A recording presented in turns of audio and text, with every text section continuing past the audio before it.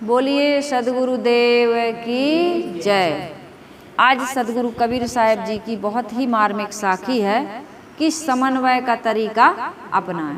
आज हमारे जीवन में समन्वय ना होने के कारण से, समन्वय मतलब समझौता, तालमेल, कंप्रोमाइज करना, अपने विचारों को दूसरों को दें और दूसरों के विचार स्वयं सुन करके एक तालमेल बैठाएं। जैसे सास बहू के बीच में है, पिता पुत्र के बीच में है, भाई भाई के बीच में है, देवरानी जेठानी, जिसके भी साथ हमारा संबंध है, या जितने भी संसार के महापुरुष हैं, जितने भी संप्रदाय हैं, जितने भी मत पंथ हैं, जितने भी धर्म ग्रंथ हैं, उनसे हम सार ले लें। सदगुरु कबीर साहब ने कहा सार सार को गई रहे। सब कहीं से सार ले लो। सार कहाँ नहीं मिलता है। सार लेने वाले को, सार ग्रहण करने वाले को ऐसी कोई जगह, ऐसा कोई व्यक्ति, ऐसी कोई परिस्थिति, ऐसी कोई वनस्पति नहीं मिलती, कोई भी चीज़ ऐसी संसार में उसको नहीं मिलती है कि जिससे सार ना लिया जाए। सब कहीं से वो सार ले लेता है। लेकिन जो व्यक्ति समन्वयात्मक तरीका नहीं अपनाता है, उसको हर कहीं कमी दिखती है। तो कमी दिखने वाला व्यक्ति कभी सुखी नहीं हो सकता है। संसार स्वभावों की भिन्नता, ये संसार का स्वभाव, एक मत नहीं हो सकता है कभी भी। ना एक मत हुआ है, ना एक मत होगा। फिर क्या करें? लड़ लड़ के मर जाएं। हम आपकी बुराई करें और आप हमारी करें, तो क्या हमारा जीवन सुखी होगा? स्वर्ग की स्थापना, प्रेम की स्थापना हो पाएगी? नहीं हो पाएगी। इसलिए सदगुरु कबीर साहब एक ऐसे महापुरुष हुए हैं जिन्होंने सबको फटकारा, सबको उलाहना दिया, लेकिन उन्होंने कमियां इसलिए देखी कि इस कमी के कारण से आप भटक रहे हैं। संसार में प्रेम की स्थापना नहीं हो पा रही है। आप आपस में लड़ लड़ के मर रहे हो, अपने आप को बड़ा और दूसरे को छोटा कह कह कर जो राग द्वेष मचा हुआ है, जो लड़ाई झगड़ा दंगा फसाद हो रहा है, इसको ठीक करने के लिए सदगुरु कबीर साहब ने लोगों को फटकारा, लोगों को समझाया। पुकार पुकार करके उन्होंने बीच चौराहे में खड़े होकर के कहा। उन्होंने ये नहीं कहा कि मेरी बातें अंधे आँख मूंद करके मान लो, विचार करके मानो। उन्होंने कई जगह ये कहा है, मैं जो कह रहा हूँ विचार करो, और दुनिया के लोग जो कह रहे हैं उस पर भी विचार करो, आँख मूंद कर मानो ना। अभी गुजरात में बहुत बड़ा प्राकृतिक प्रकोप हो रहा है, तूफान भी आया है और बारिश भी बहुत ज़्यादा हो रही, कई इलाकों को प्रभावित कर रहा है।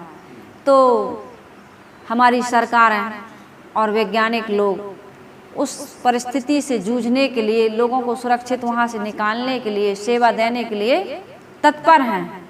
लेकिन वहाँ के पंडित पुजारी क्या कह रहे हैं कि सोमनाथ के मंदिर में यदि डबल ध्वज चढ़ाई जाए तो इस प्रकार की परिस्थितियों से शंकर भगवान निपटने के लिए या ऐसी परिस्थितियों को ठीक करने के लिए ये दो ध्वज, डबल ध्वज चढ़ाना, इससे परिस्थितियां हमारे अनुकूल हो जाती हैं। तो दो ध्वज चढ़े हुए हैं, मोबाइल में दिखा रहे हैं कि दो ध्वज शंकर भगवान के सोमनाथ के मंदिर पर चढ़ाए गए हैं। लेकिन कहर तो ज्यों कहते हो बरस रहा है, पानी भी इतना गिर रहा है और इतनी ज़्यादा तूफान आंधी चल रही हैं कि बहुत दूर दूर तक उसका प्रभाव, समुद्र में इतनी लहरें आ रही हैं कि इस पर काबू पाना किसी के अभी बस में नहीं है। अब ये इन बातों को लेकर के सदगुरु कबीर साहब कहते हैं कि किसी देवता को मुर्गा चढ़ा देने से, किसी को बकरा चढ़ा देने से, या किसी की देवता को खुश करने के लिए झंडा चढ़ा देने से, नारियल चढ़ा देने से, अगरबत्ती लगा देने से, किसी नदी में नहा लेने से, ये जो तुमने आँख मूंद कर मान लिया है कि वहाँ आओ, फलाने फलाने मंगलवार को आओ, इतने मंगलवार को आओ, इतनी पेशी करो, इतनी माला जपो, इस नाम का जाप कर लो, तुम्हारे जीवन में सारी रिद्धि सिद्धियों की प्राप्ति हो जाएगी, धन मिल जाएगा, पुत्र मिल जाएगा, मुकदमा में विजय मिल जाएगी, रोग दूर हो जाएगा। तो ये सारी बातें बिल्कुल झूठी हैं, अवैज्ञानिक हैं, ये तथ्यपूर्ण नहीं है। फिर कर्म सिद्धांत ही कट जाएगा। प्रकृति पर किसी का बस नहीं है, प्रकृति जड़ है, वो नहीं जानती तुमने झंडा चढ़ा दिया कि तुमने पूजा कर दी। तुम गंगा मैया की पूजा कर रहे हो, है ना, आरती उतार रहे हो, गंगा मैया खूब तेज बहाव में है, पानी बारिश हुई है, तुम्हें तैरना नहीं आता, पैर फिसल गया, अब तुम गंगा मैया की ही आरती कर रहे थे, गंगा मैया बचाएगी नहीं। तुमने पूजा की आरती में दीपक जलाया और दीपक रख दिया, असावधानी पूर्वक आग लग गई, तो वो दीपक आपको जलाएगा ही, वो आग आपको जलाएगी। वो नहीं जानती कि मेरी पूजा के लिए ही रखा है। जिस गणेश को, जिस दुर्गा को लोग ठंडा करने जाते हैं, उसी दुर्गा और गणेश के साथ लोग ठंडे हो जाते हैं। गणेश और दुर्गा नहीं बचा पाती, फिर भी आंखें नहीं खुल रही। तो इसी अंधविश्वास को काटने के लिए सदगुरु कबीर साहब जोर से आवाज लगाकर, कबीर खड़ा बाजार में लिए लोआठा हाथ, जो घर फूके आप ना चले हमारे साथ। ये अंधविश्वास का, अंध परंपराओं का, अंध मान्यताओं का, अंधविश्वास का जो घर जला देगा, वो कबीर साहब के विचारों के साथ अपने जीवन को सुखी बना सकता है। तो सदगुरु कबीर साहब ने बहुत सुंदर साखी कही है कि समन्वयात्मक तरीका अपनाओ, तभी जीवन में सुख शांति पाओगे। सब कहीं से सार ले लो, अपनी बातें हठपूर्वक किसी से मनवाने का दुराग्रह मत करो। ये साखी हम सबके जीवन में, यदि इस साखी को हम अपना लेते हैं तो कहीं भी झगड़ा नहीं होगा, कहीं भी तनाव की स्थिति नहीं बनेगी, कहीं भी राग द्वेष नहीं होगा, घर में भाई भाई में फूट नहीं हो सकती, बंटवारा नहीं हो सकता, पड़ोसी से झगड़ा नहीं हो सकता, सास बहू में कभी भी विवाद नहीं हो सकता है, देवरानी और जेठानी में कभी भी तनाव की स्थिति पैदा, कहीं भी कोई भी मतपंथ संप्रदाय में किसी भी प्रकार का वैमनस्यता पैदा नहीं हो सकती है। ये सदगुरु कबीर साहब का चैलेंज है। इस साखी के अनुसार यदि कोई अपना जीवन बनाए तो कभी भी वो तनावग्रस्त नहीं होगा। बड़े प्रेम से और बड़े सौहार्दपूर्ण सबके साथ समन्वयात्मक तरीका अपना करके यदि हम इस जीवन को जीते हैं तो जिंदगी जीने का आनंद ही कुछ अलग होता है। तो सदगुरु कबीर साहब की यह साखी है, अपनी कहे। जीवन जीने का तरीका क्या होना चाहिए? अपनी कहे और मेरी सुने। अपनी कहे मेरी सुने, सुन मिल एक होए, हमरे देखत जग जात है, ऐसा मिला ना कोई। सदगुरु कबीर साहब का भी जीवन चला गया, लेकिन ऐसा व्यक्ति उनको भी नहीं मिला। न पहले ऐसा हुआ है, न आज है, न आगे होगा। दुनिया के लोगों को तुम एक मत नहीं कर सकते हो। अनेक मतपंथ और संप्रदाय थे, आज हैं और आगे भी रहेंगे, और अपनी अपनी बातें लोग कहते रहेंगे। लेकिन समझदार और सुखी व्यक्ति वही है जो सब कहीं से सार ले लेता है और आसार को त्याग करके सबका आदर करता है, सबका आदर करता है, किसी का अनादर नहीं करता। क्योंकि गुण और दोष इस संसार का स्वभाव है, अच्छाई और बुराई एक साथ चलती हैं। ऐसा बिरले बिरले लोग होते हैं जो जिनके जीवन में केवल और केवल सार होता है। लोग कहते हैं ना, दूध का धुला कोई नहीं। तो ऐसे कोई कोई महापुरुष होते हैं जो जीवन में बिल्कुल सार सार को ही ग्रहण कर पाते हैं। बाकी तो सब सार और असार सबको अपने गले लगाए रहते हैं। तो सदगुरु कबीर साहब कुछ ऐसे ही अद्भुत महापुरुष थे जिनके जीवन में किसी भी प्रकार का कूड़ा करकट नहीं था। अंधविश्वास, मान्यता और परंपराएं उनके आड़े नहीं आई। तो सदगुरु कबीर साहब की इस साखी का अर्थ यह है, अपनी बातों को कहें और मेरी बातों को सुने, और कह सुन करके तथा आपस में तालमेल बैठा कर एक हो जाए। मेरे देखने में लगता है कि संसार के अधिकतम लोग अपने मतों के हट में पड़कर और असमन्वय को अपनाकर विरोधा विरोधी में ही भटके जा रहे हैं। प्रायः ऐसा कोई नहीं मिलता जो समन्वय का रास्ता अपनाए। अब हमें क्या करना है? हम तो एक साधारण व्यक्ति हैं, घर परिवार और समाज तक ही हमारी पहुंच है। तो सबसे पहले हम घर परिवार और समाज में समन्वय पैदा कैसे कर सकते हैं? जब हम सार को ग्रहण करने की बुद्धि बनाएंगे। हम सार को ग्रहण नहीं करते, हम तो कमी देखते हैं सामने वाले में, इसमें ये कमी है, इसमें ये कमी है, इसमें अच्छाई को देखिए, सोच को बदलिए। इसी पर से मैं अनेक वीडियो अपलोड कर चुकी हूँ। सोच को बदलिए, यह सोच ही हमें दुख दे रही है। कंप्रोमाइज करना सीखिए, तालमेल बैठाना सीखिए, लड़ना झगड़ना बंद करिए।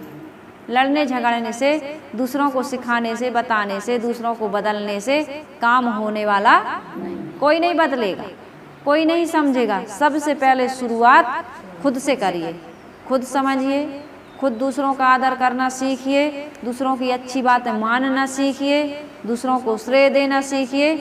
तब आपके जीवन से प्रभावित होकर शायद कोई सत्पात्र होगा तो वो अपने जीवन में परिवर्तन करेगा। ये झगड़ा क्यों हो रहा है, ये लड़ाइयाँ क्यों हो रही हैं, अपने ही भाई से बैर विरोध क्यों हो रहा है? बंटवारा हो, एक ही रज और वीर्य से, एक ही खून मास से, एक ही माता पिता से पैदा हुए दो भाई आपस में तालमेल नहीं बैठा पाते। रामायण की प्रतियोगिता तो कराते हैं, सत्संग कराते हैं, हमने देख के आए सत्संग हो रहा है। इतने बड़े आदमी, इतना बड़ा घर बना है, छत्तीसगढ़ की घटना है। और गुरुदेव जी से वर्षों से जुड़े हैं। जब हम लोग गए अभी पिछले साल, उन्होंने फिर संतों को बुलाया तो आंगन में एक ही घर था और ऐसे चारों तरफ से घर बना है और बीच में बहुत बड़ा मैदान है, आंगन जिसको अपन कहते हैं। उस आंगन में कम से कम 12 फीट की दीवार, और सिंगल नहीं डबल, 9 इंची कहते हैं शायद उसको, इतनी ऊंची कि घर भी नहीं दिखता, और डबल मंजिल का घर है। इतनी ऊंची दीवार, यदि आप दीवार के पास खड़े हो जाएंगे तो आपको भाई का घर नहीं दिखेगा। और एक ही घर में बीच में दीवार, 2 भाई हैं। तो कहे कि इस घर में, जब गली से पहुंचे तो प्रवेश हुआ उसी घर में, फर्स्ट घर में। तो मैंने कहा कहाँ है सब संत साध्वी लोग, कोई दिख नहीं रहे हैं। तो कहे कि उस घर में। तो मैं कि उधर जाएं कहाँ से? बोले या तो छत पे चढ़िए आप सीढ़ी से, अलग अलग सीढ़ी बनवा लिए हैं आंगन में से, तो या तो छत पर चढ़िए सीढ़ी से, तब उनकी छत में जाइए, या फिर इस घर से बाहर निकल के घूम के ऐसे उनके ब्यारा में से, बाड़ी में से जाइए। मैंने कहा, फिर लोगों से पूछा कि ये लोग सत्संगी हैं? बोले बहुत वर्षों से गुरुदेव जी से तक जुड़े हैं, सदगुरु अभिलाष साहिब जी से। मैंने कहा कितने भाई हैं? कहे 2 भाई हैं। क्या कब से ये दीवार उठी है? आपस में फिर आना जाना। कहे जब इतनी ऊंची दीवार उठी है तो आपका पूछना ही व्यर्थ है।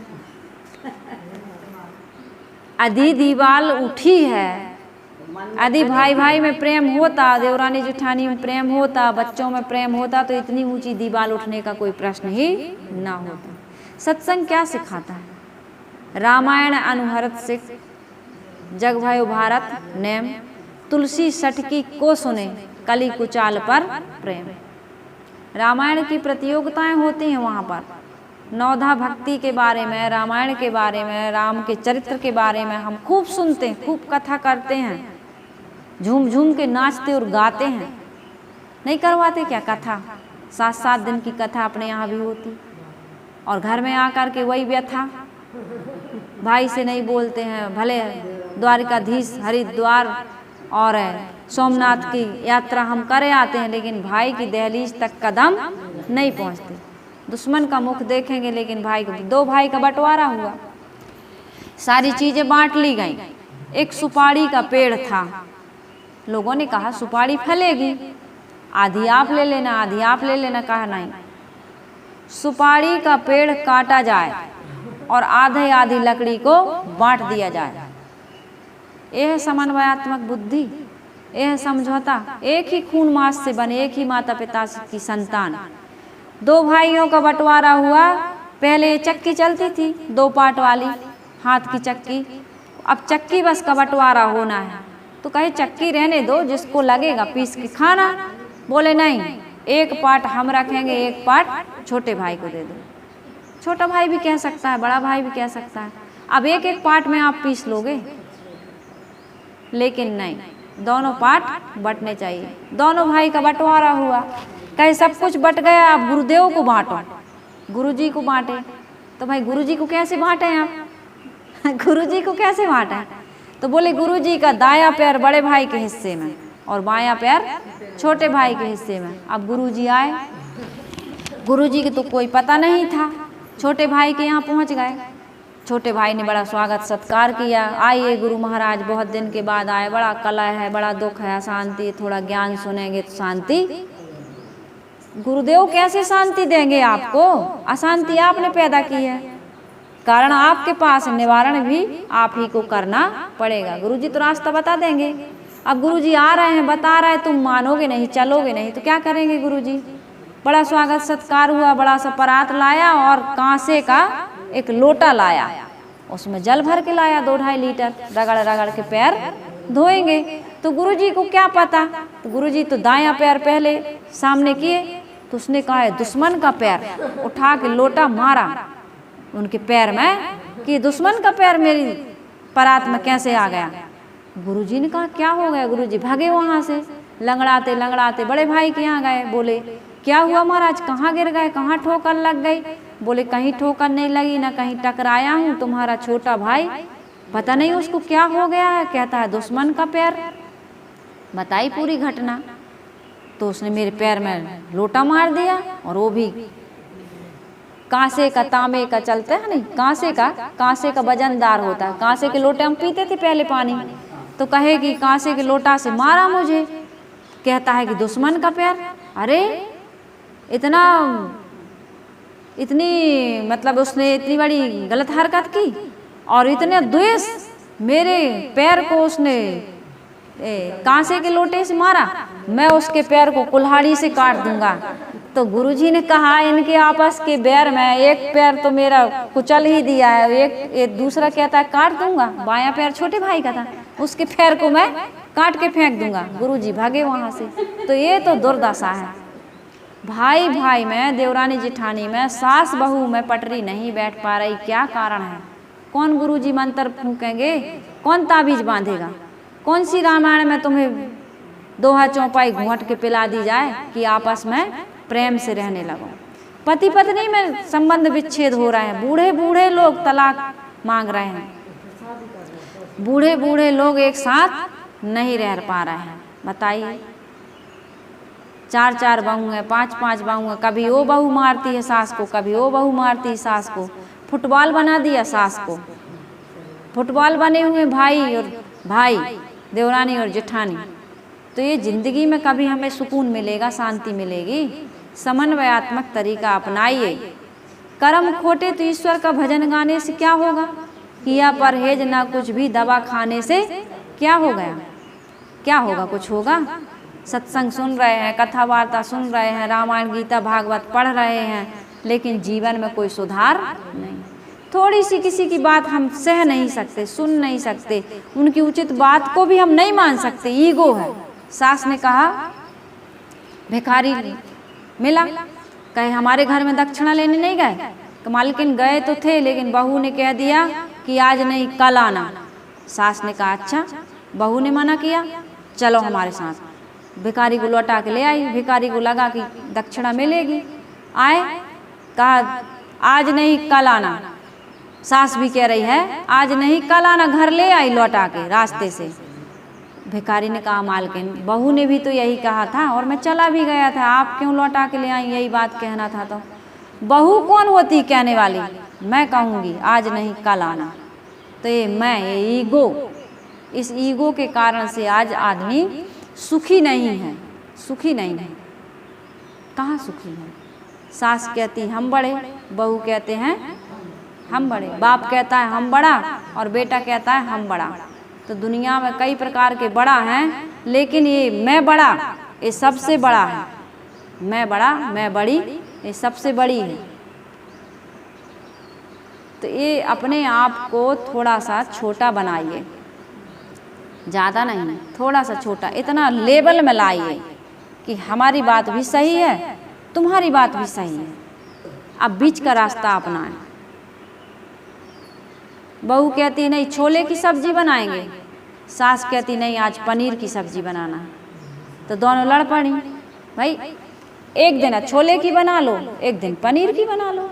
आज नहीं खाओगी कल खा लोगी तो मर तो नहीं जाएंगे? कि मर जाते हैं? खाने के लिए जी रहा है कि जीने के लिए खा रहा है? खाने के लिए जी रही है। खाने के लिए जियोगी तो फिर लड़ाई होगी। धन धन नहीं है मनुष्य धन।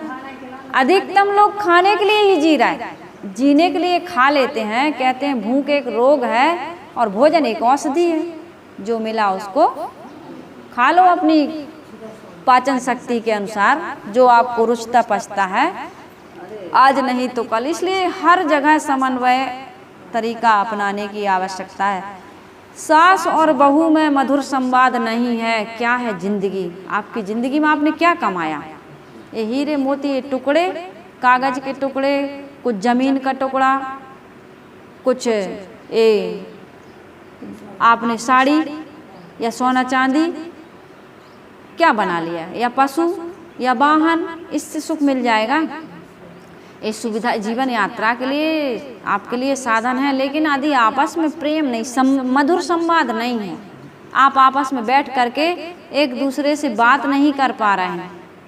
कहते हैं दुश्मन से बात कर लेंगे, तुमसे। दुश्मन के पास कितनी बार बात करने जाओगे? रहोगे तो घर में रहते हैं। एक कहते हैं, एक फिल्म बनी है, हम साथ साथ हैं। पति पत्नी में झगड़ा हो गया, इतना झगड़ा हो गया कि बोलचाल बंद। अब बोलें तो बोलें कैसे? सुबह फ्लाइट से जाना था, 8 बजे की फ्लाइट थी उसकी, तो उसने कहा कि 5 बजे सुबह मुझे उठा देना। चिट्ठी लिख करके कहा नहीं, चिट्ठी लिख दी, टेबल पर रख दी कि मुझे फ्लाइट से जाना है और 5 बजे सुबह जगा देना। तो 8 बज गए सुबह, सो के उठा 8 बज गए सुबह, देखा कि अरे मुझे तो 5 बजे उठना था, 8 बजे तो फ्लाइट थी और मुझे पत्नी ने जगाया नहीं। तो बहुत नाराज हुआ। तो उसने देखा टेबल पे एक चिट रखी है, उसमें लिखा है 5 बज गए हैं, उठ जाइए। भाई जैसे तुमने कहा था चिट्ठी में, पर्ची में लिखकर, वैसे उसने भी पर्ची में लिखकर रख दिया। तो यह तो हाल है, और स्थिति बनी हिंदुस्तान और पाकिस्तान की, है ना। और कहते हैं हम साथ साथ हैं। तो ऐसी फिल्म देखने से कोई लाभ होगा? ये लिख लोगे आप घर के दरवाजे पर या कहीं कमरे में कि हम साथ साथ हैं, तो क्या साथ साथ हो जाओगे? 7 फेरे पड़े और 7 जन्मों तक साथ निभाने की कसमें खाई, एक जन्म भी तुम्हारा साथ नहीं निभ रहा, 1 साल भी प्रेम से नहीं रह पाया, झगड़ा होने लगा और झगड़ा बढ़ता गया। चंद्रमुखी से सूरजमुखी और सूरजमुखी से ज्वालामुखी हो गए। तो ये जिंदगी है हमारी। समन्वय न अपनाने के कारण से आज हम दुखी हैं, परेशान हैं। समन्वयात्मक अपनाइए, समन्वयात्मक तरीका अपनाइए। सुन लीजिए तो दूसरों की भावनाओं की, दूसरों की आवश्यकताओं की, दूसरों की इच्छाओं की थोड़ी सी इज्जत कर देंगे, थोड़ा सा सम्मान दे देंगे और उसको समझाएंगे, प्यार से रास्ते पर लाएंगे कि ये बात गलत है। उसको खुद समझ में आएगा। जब ठोकर खाएगा, हानि होगी, तो उसको समझ में नहीं आएगा क्या? लेकिन पहले ही लड़ पड़े। आदमी जब तक ठोकर नहीं खाता है तब तक ठाकुर नहीं बनता है। बच्चे को आप खूब समझाएं, वहाँ मत जाओ, वहाँ मत जाओ, वहाँ मत जाओ, वो आग है, वहाँ कुआं है, गिर जाओगे। लेकिन एक बार आग का थोड़ा सा अनुभव हो जाए बच्चे को, खुद डरता है, ताता गरम है, वहाँ नहीं जाएंगे, नहीं होता है। तो बच्चा तब तक रहता है इंसान जब तक उसको ठोकर नहीं मिलती है। तो लड़िए झगड़िए मत, जबरदस्ती अपनी बातों को मनवाने का प्रयास मत करिए। ये तो हो गया घर गृहस्थी की बात है। मतपंथ संप्रदाय की भी यही बातें हैं। कोई अपने आप में सुप्रीम पावर नहीं है, सब कहीं कुछ ना कुछ कमी है। यदि आपका संप्रदाय बहुत अच्छा है तो आपकी अच्छे संप्रदाय की पहचान यही है कि सबके साथ तालमेल बैठाकर प्रेम से लोगों को समझाइए। आपके जीवन में यदि ये सब उतर आता है तो लोग जरूर प्रभावित होंगे। कितने ऐसे मतपंथ और संप्रदाय हैं जिनमें बहुत सारा अंधविश्वास, पाखंड और चमत्कार है, लेकिन कुछ बातें उनमें ऐसी हैं जो हमारे पास नहीं है। तो उन बातों का आप अपने जीवन में आदर करिए। कबीर साहब पर अध्ययन एवं शोध करने वाले विद्वान डॉक्टर हजारी प्रसाद द्विवेदी तक यहाँ तक लिख देते हैं कि कबीर ने समन्वय तथा समझौते का रास्ता नहीं अपनाया। उन्होंने गलत को गलत कहा और सबकी बुराइयों पर फटकारा। यह बात सर्वथा सत्य है, गुरुदेव जी कह रहे हैं, परंतु विद्वानों को यह बात माननी ही पड़ेगी और प्रकारांतर से यह माना ही है कि कबीर महान समन्वयवादी रहे हैं। क्यों रहे हैं? क्योंकि राम, रहीम, करीम, केशव, पूजा, नवाज, हिंदू, मुसलमान, ब्राह्मण, शूद्र एक ही बात है। इतना ज्वलंत समन्वय कबीर के अलावा किसने किया है? गहना एक कनकते गहना याम है भाव न दूजा, कहन सुनन को दोई कर थापे एक नवाज एक पूजा। वही महादेव वही मोहम्मद ब्रह्मा आदम कहिए, कोई हिंदू को तुर्क कहावे एक जमी पर रहिए। इससे अच्छा समन्वय और क्या हो सकता है? एक कबीर ने दिया समन्वय।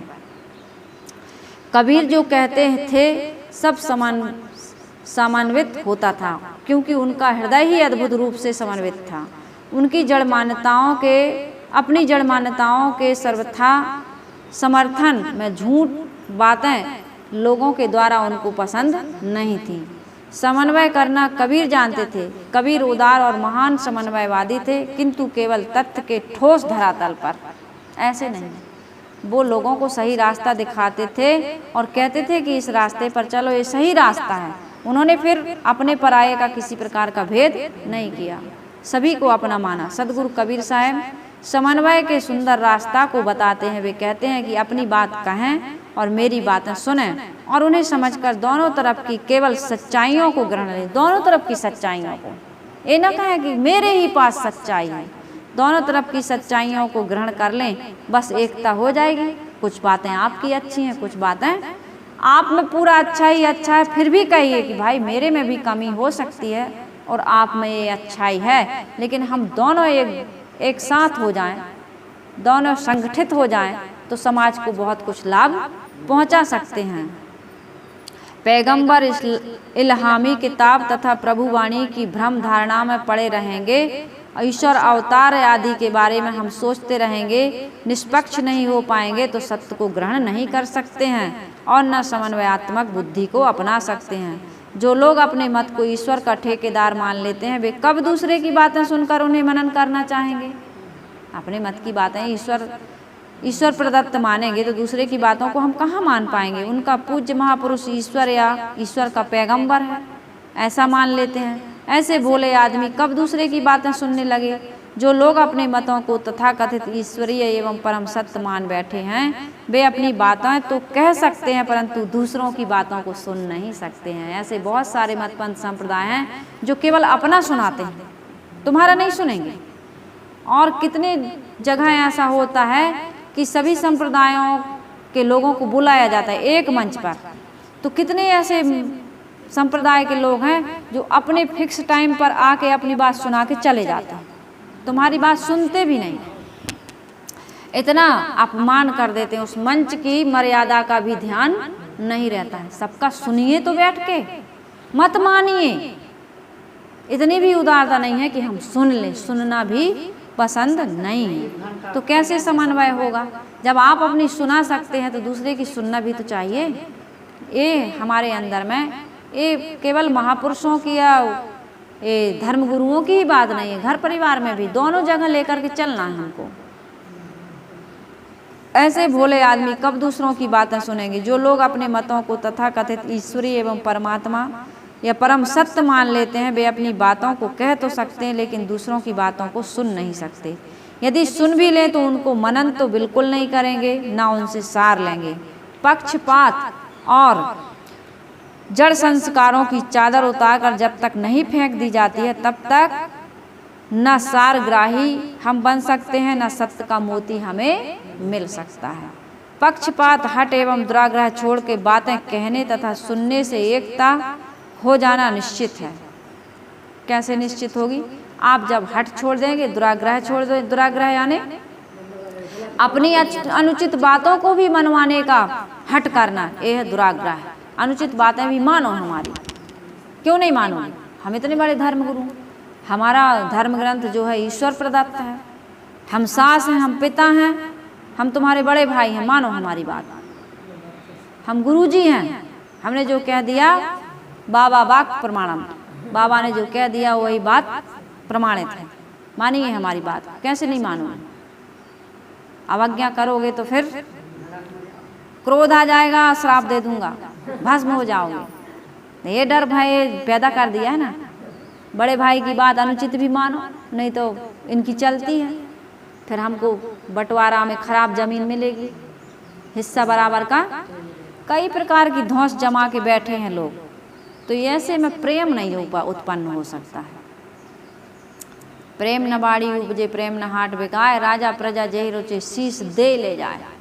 जब तक हमारा मस्तक गर्भ से अकड़ा रहेगा तब तक प्रेम की उत्पत्ति नहीं हो सकती। झुकना सीखिए, छोटा बनना सीखिए, विनम्र होना सीखिए, ग्रहण करना सीखिए, दूसरों को आदर देना सीखिए, तब उत्पन्न होगा प्रेम। सास है फिर भी बहू की उचित बातों को माने, समझदार हो सकती है बहू भी। आज के बच्चे जैसे 3 पीढ़ी पहले आप देख लीजिए, जितने हम लोग पढ़े लिखे थे उससे ज़्यादा हमारे बच्चे पढ़े लिखे, और आज की जनरेशन से ज़्यादा अभी की जो बिल्कुल 7 साल 8 साल के बच्चे हैं वो पढ़े लिखे। अब कल हमारे यहाँ 4-5-6 साल की होगी वो लड़की, कुछ साधना साहब कुछ बता रही थी तो वो खड़ी हो गई बीच में और कहने लगी, साहिब जी अर्थ घूमता है, सन नहीं घूमता है, और यहाँ पर अभी दिन है तो अमेरिका में रात हो। 5 साल की लड़की इतना जानती, 5 साल की लड़की जानती अमेरिका में अभी रात हो गई होगी, यहाँ दिन है तो वहाँ रात हो गई होगी। और वो कह रही अर्थ घूमती है, पृथ्वी घूमती है, सूर्य नहीं घूमता है। इंग्लिश में बात कर रही है और वैज्ञानिक बात कर रही है। कह रही है साहिब जी ओम भूर्भुवः स्वः विश्व लेवल की प्रार्थना है, प्रेयर है, उसको आप करवाइए। वो इतनी 5 साल की बच्ची इतना ज्ञान रख रही है। ओम भूर्भुवः स्वः विश्व लेवल की प्रेयर है, प्रार्थना है, उसको आप करवाइए। बताइए, अब अभी 25 साल की एक लड़की नहीं जानती है जितनी वो 5 साल की लड़की जान रही। तो आपकी बहू समझदार है, आपका बेटा आपसे ज़्यादा समझदार है, लेकिन ये ईगो के कारण से पिता पुत्र में संवाद बंद है, विचार ही नहीं मिल रहा है, तालमेल ही नहीं बैठ पा रहा है। पिता कहता है हम ज़्यादा जानते हैं, और बेटा बिल्कुल हकीकत में वो ज़्यादा जानता, हाँ जीवन के अनुभव नहीं है, उसको अनुभव नहीं है कुछ चीज़ों के। उम्र के साथ अनुभव बढ़ता है लेकिन ज्ञान उसके पास ज़्यादा है। तो आप अपना अनुभव दीजिए और बेटा से अपना ज्ञान लीजिए, समन्वय बना के चलिए। तालमेल, जिंदगी बहुत छोटी सी है, जिंदगी बहुत छोटी सी है, इस जिंदगी को नर्क ना बनाइए। नर्क जब बन जाती है तो छोटी जिंदगी भी बड़ी भारी हो जाती है, बोझिल हो जाती है, और आप हंसी खुशी मुस्कुराते हुए जीवन जिएंगे तो आपको पता ही नहीं चलेगा कब मौत आ गई, चलेगा पता, लेकिन ऐसा लगता कब मर जाए। हे भगवान कब लेने आओगे? तो भगवान काहे को लेने आएगा, वहाँ नर्क थोड़ी बनाएगा वो, यहीं बनाओ नर्क। तुम्हें इसीलिए भेजा है इस पृथ्वी पर, यहीं रहो भैया, लड़ो भेड़ो झगड़ो मारो पीटो और खूब दंगा फसाद करो। हमारे यहाँ मत आओ, हम तो क्षीर सागर में सो रहे हैं। ये सब काल्पनिक बातें हैं, लेकिन आपकी भगवान भी आपको लेने आने वाला नहीं है। मन की पूर्ण शांति ही परम सुख और मोक्ष है। पूर्ण शांति, मन की पूर्ण शांति ही परम सुख और मोक्ष है। शांत रहिए आप, बस आपको ना मोक्ष पाने की जरूरत है और ना परम सुख पाने की जरूरत। शांत है तो सुखी ही है, और झगड़ा है तो मोक्ष मिलेगा, शांति मिलेगी। आप एक काम करिए, बस शांत रहिए। और शांत कैसे रहेंगे अब आपको ज़्यादा विस्तार से नहीं बताऊंगी, इतने दिन से बता रही हूँ। समझदार बनिए, समझदार को इशारा काफ़ी होता है, और मन के पूर्ण निर्विकल्प होने पर मन में पूर्ण शांति, कोई विकल्प नहीं, संकल्प विकल्प कुछ भी नहीं। और जब मन पूर्ण निर्विकल्प हो गया तब कौन सा मत रह गया? जब मन ही समाप्त हो गया तो कोई मत पंथ संप्रदाय रह गया, कोई महापुरुष या धर्म ग्रंथ वहाँ रह जाएंगे? जब मन ही शांत हो गया कुछ नहीं। सारे मत मन की उपज है, और मन लीन हो जाने पर सभी कुछ लीन हो जाता है। इस प्रकार परम शांति में पहुंचकर एकता ही है, हम सब एक हो जाएंगे, फिर सबकी शांति एक समान। जब मन हमारा निर्विकल्प हो जाएगा तो सबकी स्थिति एक जैसी हो जाएगी, फिर वहाँ कोई मत पंथ संप्रदाय, ईश्वर ब्रह्म परमात्मा, कोई लोग, कुछ भी नहीं। तो इस स्थिति को हमें प्राप्त करना है।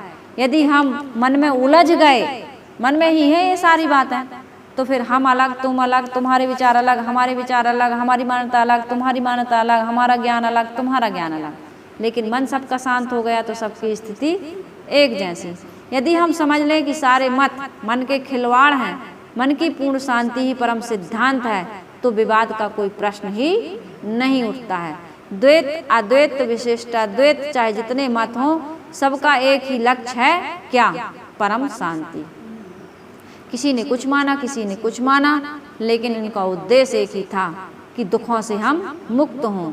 जितने भी मत हों सबका एक लक्ष्य परम शांति की प्राप्ति, और वह बिना मन निर्विकल्प हुए बिना नहीं हो सकती है। और निर्विकल्प होने पर कोई मत रहता नहीं है, फिर क्या झगड़ा? जब कोई विकल्प ही नहीं है तो कोई झगड़ा भी नहीं रह जाएगा।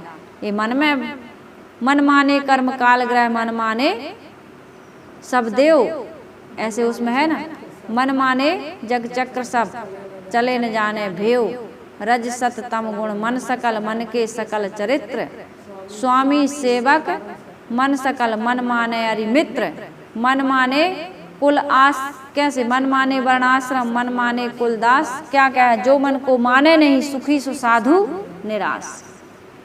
मन की ना मानिए आप, मन को मनाइए, मन को अपने बस में करिए। यह कहा जा सकता है कि मन की पूर्ण शांति ही एक अलग अवस्था है, मन की पूर्ण शांति ही एक अलग अवस्था है, परंतु दूसरी अवस्था निर्णय की होती है। उसमें सच और झूठ पर विवेचन करना पड़ता है, परंतु विवेचन यदि निष्पक्षता पूर्वक हो तो बात सरलता पूर्वक समझी जा सकती है और समझाई जा सकती। पक्षपात नहीं करना है, पक्षपात में पढ़ करके कभी किसी का भला नहीं होता है, ना हमारा ना आपका। इसलिए निष्पक्ष होकर के सरलता पूर्वक बातों को समझाने का प्रयास करना चाहिए। इसके लिए ऊपर ही विचार कर लिया गया है। हम अपनी व्यवहारिक समस्याओं को भी आपस में बात करके सुलझाते हैं। जब कोई विवाद हो जाता है तो कहते थोड़ा बैठ लें। बैठ लें मतलब अपनी एक दूसरे की सुने। बीच वाला बैठता है ना पक्ष, उनकी भी सुनता है आपकी भी सुनता है, फिर बीच का वो निर्णय देता है कि भाई आपने भी जो कहा है सही है, आपने भी जो कहा है सही है। अब थोड़ा सा बीच में अब इन बातों को भूल करके, इन बातों को आप भूल जाइए, पास्ट को भूत को आप भूल जाइए और अच्छा भविष्य बनाने के लिए वर्तमान में समझौता समन्वय कर लीजिए। होता है कि नहीं? तो इसलिए हम अपनी व्यवहारिक समस्याओं को भी आपस में बात करके सुलझा सकते हैं। प्रत्यक्ष है कि बड़े बड़े राष्ट्रों में जो युद्ध होते हैं और युद्ध के बाद दोनों देश के राष्ट्राध्यक्ष एक जगह बैठकर आपसी विवाद को सुलझा लेते हैं। इसलिए अपनी कहो और मेरी सुनो और सुन मिल करके एक हो जाओ। बात वहीं नहीं सुलझती जहाँ कुछ समस्या हो या ना हो, किंतु मन में द्वेष, हट, अकड़बाज एवं ना सुलझाने की भावना होती है, वहाँ बात कभी नहीं सुलझ सकती है। तो आप हट छोड़िए, द्वेष छोड़िए, अकड़बाज जो आपका स्वभाव बना हुआ है, अकड़ मतलब टूट सकते हैं, झुक नहीं सकते, ऐसा स्वभाव आप त्याग दीजिए, तभी आप जीवन में सुख और शांति से रह सकते हैं। सदगुरु कबीर साहिब की है बहुत ही मार्मिक, बहुत ही सुंदर साखी, अपनी कहे मेरी सुने सुन मिले कह होए, हमरे देखत जग जात है ऐसा मिला न कोय। तो संसार में ऐसे लोगों का बहुत अभाव है, इसलिए आप ऐसे ही बनिए कि एक दूसरे की बातें कह सुन करके आपस में तालमेल बैठा करके समन्वयात्मक तरीका अपना करके कंप्रोमाइज करके बहुत थोड़ा समय मिला है हमको जीवन में, बहुत थोड़ा समय, इसको नर्क ना बनाएं, बल्कि प्रसन्नता पूर्वक प्रेम पूर्वक इस जीवन को पूरा मस्ती के साथ जिएं, प्रसन्नता के साथ जिएं, तभी यह मानव जीवन पाने की सफलता और सार्थकता होगी। और इसी प्रयास में कबीर आश्रम देवरी चैनल आप सबके बीच अपने टूटे फूटे विचार लेकर के आता है। प्रयास यही है कि हम सबका जीवन सुखद एवं मंगलमय हो। इन्हीं शुभकामनाओं के साथ वाणी को विराम देती हूँ। बोलिए सद्गुरुदेव की जय।